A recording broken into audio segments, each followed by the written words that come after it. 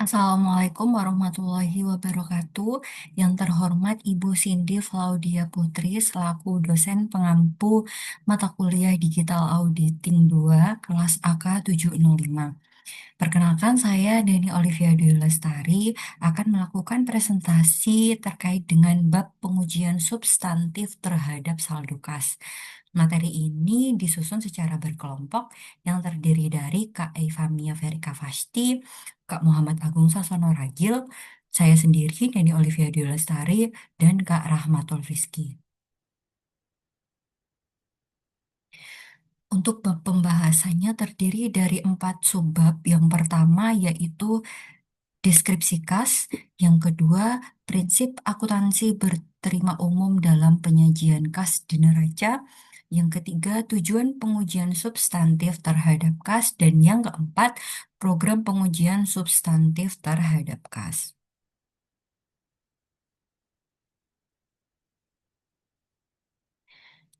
Langsung saja pada subbab yang pertama, yaitu terkait dengan deskripsi kas. Jadi, kas ini terdiri dari uang tunai, yaitu uang logam dan uang kertas, pos wesel, sertifikat cek, cashier cek, cek pribadi, dan bank draft, serta dana yang disimpan di bank yang pengambilannya tidak dibatasi. Nah, kas yang dicantumkan di neraca ini terdiri dari dua unsur.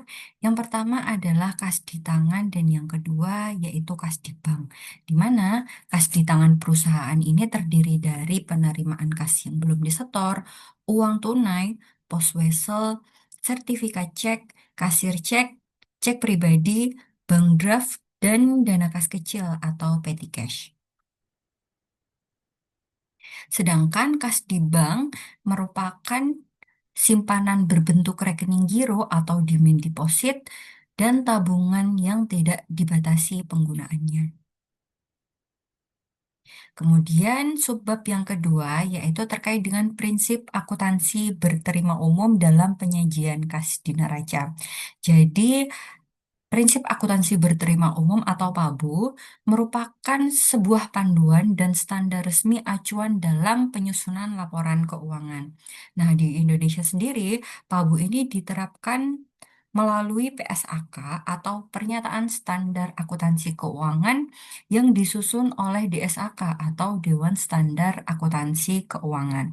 Nah, PSAK ini berfungsi sebagai standar resmi yang menjadi acuan dalam penyusunan laporan keuangan agar sesuai dengan praktik akuntansi yang berlaku umum.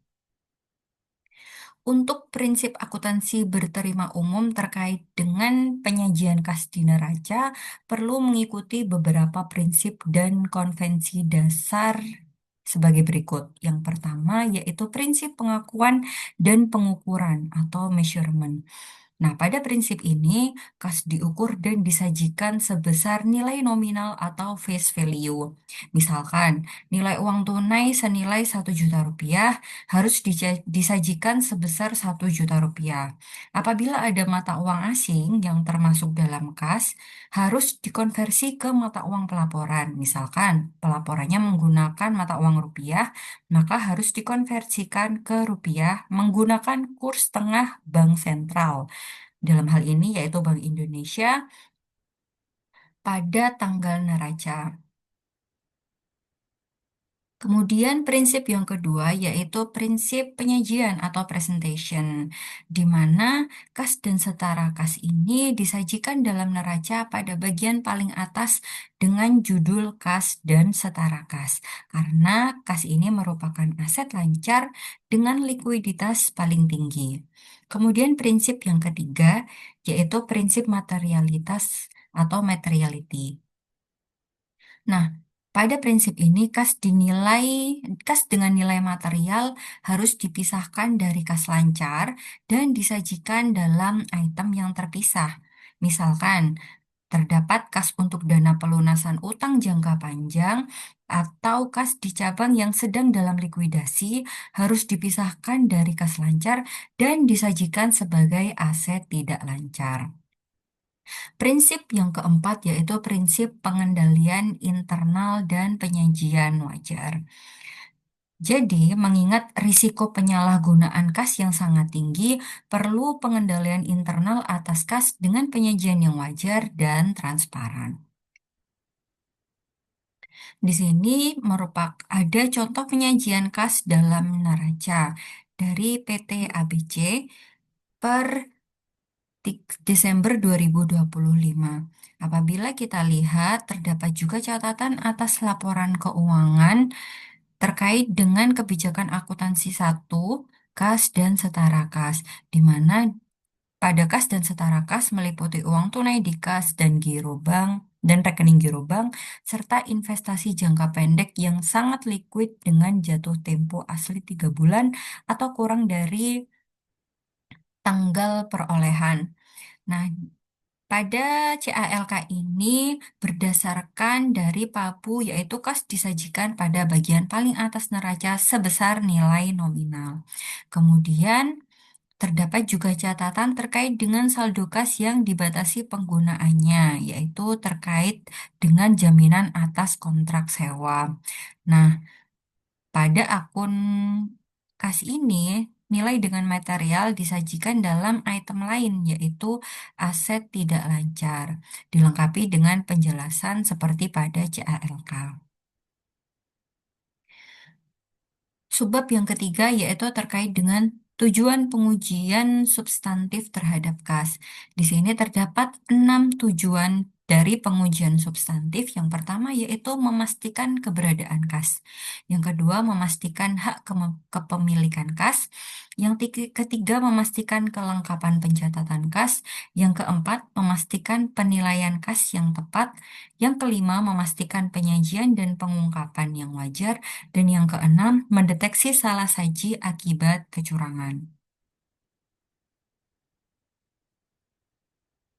Tujuan yang pertama yaitu memastikan keberadaan kas atau eksistens.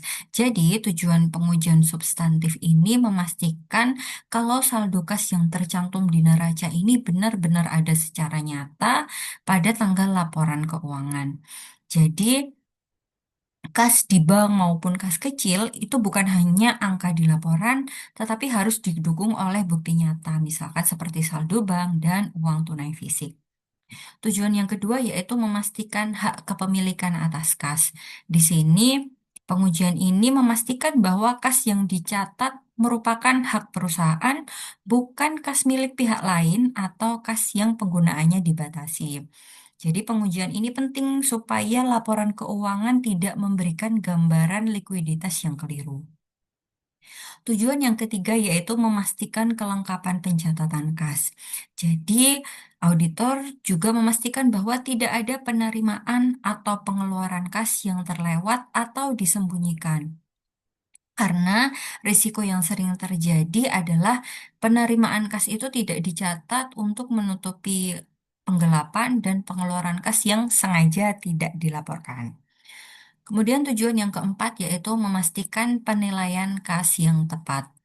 Nah, di sini tujuan selanjutnya adalah agar saldo kas ini dicatat sebesar jumlah yang benar dan sesuai dengan kondisi yang sebenarnya. Termasuk juga memperhatikan kesalahan perhitungan atau apabila ada perlakuan atas kas dalam mata uang asing serta saldo overdraft di bank yang tidak boleh disajikan sebagai kas. Tujuan yang kelima yaitu memastikan penyajian dan pengungkapan yang wajar. Jadi, kas ini diklasifikasikan sebagai aset lancar, dipisahkan dari kas yang dibatasi dan diungkapkan secara jelas dalam CALK. Nah, auditor ini akan menilai apakah informasi terkait kas ini cukup jelas atau dipahami untuk pengguna laporan keuangan nantinya. Kemudian tujuan yang keenam yaitu mendeteksi salah saji akibat kecurangan atau fraud. Nah, karena kas ini sangat rawan disalahgunakan, pengujian substantif ini juga bertujuan untuk mendeteksi apakah ada kecurangan seperti penerimaan kas fiktif, pengeluaran kas palsu, atau manipulasi saldo kas di akhir periode. Subbab yang selanjutnya yaitu terkait dengan program pengujian substantif terhadap kas. Di sini program pengujian terdiri dari 5 prosedur pengujian. Yang pertama yaitu prosedur audit awal. Dalam prosedur audit awal bertujuan untuk memastikan bahwa data yang akan diaudit ini sudah sinkron dengan catatan akuntansi pusat. Kemudian prosedur yang kedua yaitu prosedur analitik, di mana prosedur ini bertujuan untuk melihat kewajaran saldo kas melalui perbandingan logika bisnis. Pengujian yang ketiga yaitu pengujian terhadap transaksi rinci yang bertujuan untuk membuktikan validitas mutasi kas masuk dan kas keluar. Kemudian pengujian yang keempat yaitu pengujian terhadap saldo akun rinci yang bertujuan untuk membuktikan eksistensi fisik dan legalitas dari saldo kas. Dan yang terakhir yaitu verifikasi penyajian dan pengungkapan yang bertujuan untuk memastikan laporan keuangan ini sudah disajikan sesuai dengan standar akuntansi.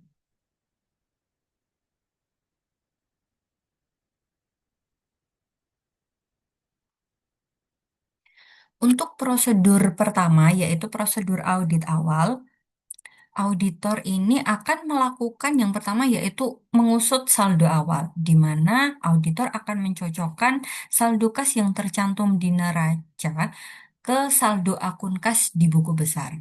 Kemudian auditor juga akan melakukan vouching saldo awal, yaitu membandingkan saldo awal kas di buku besar dengan saldo akhir di laporan keuangan yang telah diaudit di tahun sebelumnya. Yang ketiga, auditor akan melakukan verifikasi akurasi matematis, yaitu menghitung kembali ketelitian penjumlahan pada buku besar kas dan juga buku pembantu kas. Kemudian, yang keempat, auditor juga akan melakukan tracing, di mana auditor akan menelusuri postingan transaksi dari jurnal penerimaan dan pengeluaran kas di dalam buku besar, atau apakah ada pos penerbitan dan pengkreditan akun kas yang sudah sesuai. Prosedur selanjutnya yaitu prosedur analitik.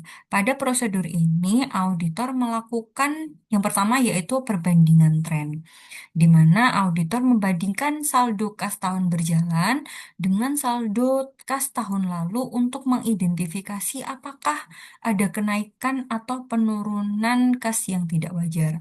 Yang kedua, auditor akan melakukan evaluasi anggaran, yaitu membandingkan realisasi kas dengan anggaran kas perusahaan yang telah ditetapkan sebelumnya.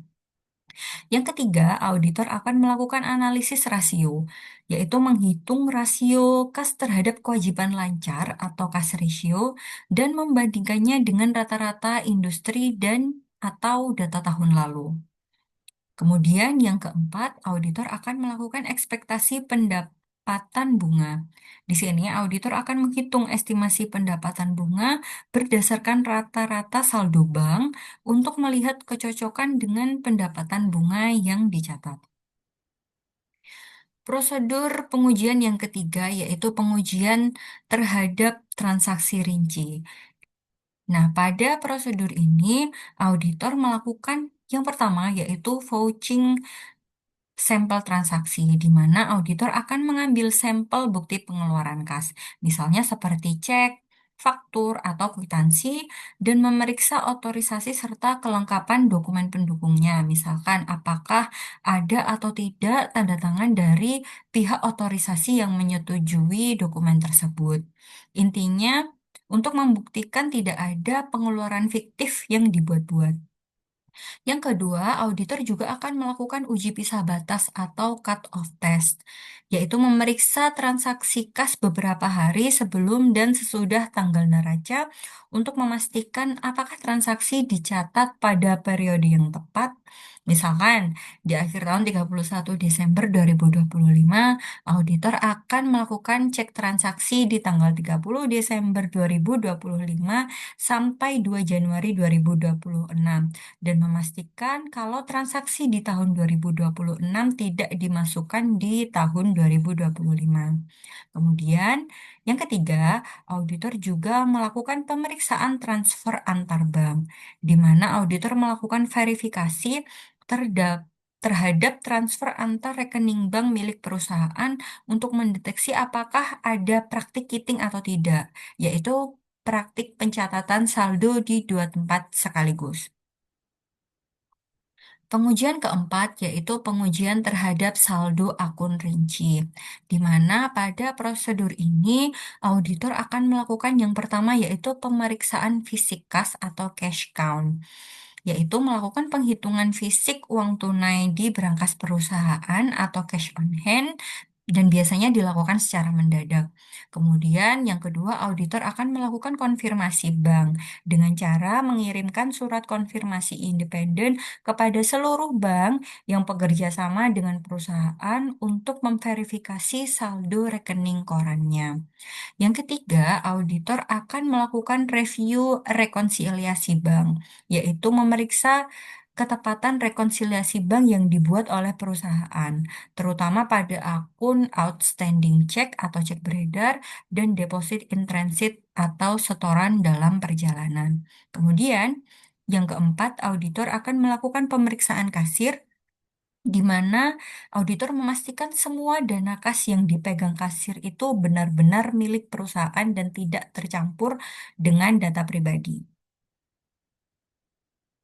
Prosedur selanjutnya adalah verifikasi penyajian dan pengungkapan, di mana pada prosedur ini auditor akan melakukan yang pertama yaitu klasifikasi kas, yaitu memastikan apakah kas dan setara kas sudah diklasifikasikan dengan benar.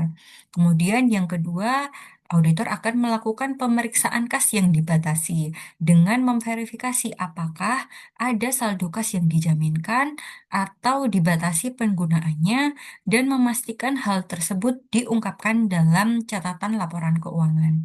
Yang ketiga, auditor akan melakukan konversi valuta asing, yaitu memastikan saldo kas dalam mata uang asing ini telah dikonversi dengan kurs tengah bank sentral, dalam hal ini Bank Indonesia, pada tanggal neraca. Kemudian yang keempat, auditor juga melakukan evaluasi catatan atas laporan keuangan dengan memeriksa kecukupan pengungkapan kebijakan akuntansi terkait dengan kas dalam catatan atas laporan keuangan. Selanjutnya merupakan contoh kasus terkait dengan pengujian substantif terhadap kas. Di sini contoh yang kami paparkan adalah terkait dengan prosedur dalam pengujian terhadap saldo akun rinci, lebih tepatnya pemeriksaan fisik kas atau cash count. Bisa kita lihat dari kertas kerja pemeriksaan fisik kas atas PT ABC dengan nama akun kas kecil atau petty cash per 31 Desember 2025. Pada kertas kerja terlihat ada jumlah uang kertas dan uang logam dengan total fisiknya yaitu sejumlah 6.300.000 dan pada saldo buku besar dinyatakan jumlahnya juga 6.300.000 sehingga tidak ada selisih antara total fisik kas dan saldo dalam buku besar. Sehingga dapat ditarik kesimpulan saldo kas kecil per 31 Desember 2025 disajikan secara wajar. Contoh kasus kedua masih sama pada prosedur pengujian terhadap saldo akun rinci, lebih tepatnya pada prosedur rekonsiliasi bank. Nah, kertas kerja ini digunakan apabila auditor membandingkan saldo menurut catatan perusahaan dengan saldo menurut bank. Bisa kita lihat pada kertas kerja atas PT Bank ABC, PT ABC, nah dengan nama Bank Mandiri periode per Desember 2025, terdapat saldo menurut rekening koran bank senilai 150 juta, sedangkan saldo menurut catatan perusahaan atau buku besar senilai 161.500.000 rupiah. Ternyata pada saldo menurut rekening koran belum ditambah dengan setoran dalam perjalanan atau deposit in transit senilai 25 juta dan belum dikurangi cek yang masih beredar atau outstanding cek senilai 15 juta. Sehingga saldo bank setelah disesuaikan bernilai 160 juta. Kemudian saldo menurut catatan perusahaan ternyata belum ditambah dengan jasa giro atau bunga bank senilai 500.000 dan belum dikurangi biaya admin bank senilai 2 juta. Sehingga saldo perusahaan setelah disesuaikan bernilai sama yaitu 160 juta. Kesimpulan yang dapat ditarik adalah setelah dilakukan rekonsiliasi, ternyata terdapat perbedaan karena biaya admin dan bunga bank yang belum dicatat perusahaan, sehingga auditor akan menyarankan pembuatan jurnal penyesuaian untuk mencatat selisih tersebut. Nah, dari presentasi materi ini kita bisa menarik kesimpulan bahwa kas ini memang merupakan salah satu aset terpenting bagi perusahaan karena kas ini merupakan aset yang memiliki likuiditas yang paling tinggi. Namun demikian, karena likuiditas yang sangat tinggi ini, kas itu merupakan aset yang paling berisiko untuk disalahgunakan. Oleh karena itu, melalui prosedur pengujian substantif, auditor ini bisa memperoleh bukti audit yang memadai untuk menilai kewajaran saldo kas yang disajikan dalam laporan keuangan. Nah, tujuan pengujian substantif terhadap kas ini bukan hanya untuk memeriksa angka saldo kas, tetapi juga untuk memastikan apakah kas itu benar-benar ada dan menjadi hak perusahaan, dan apakah sudah dicatat lengkap dan akurat dan disajikan dan diungkapkan secara wajar.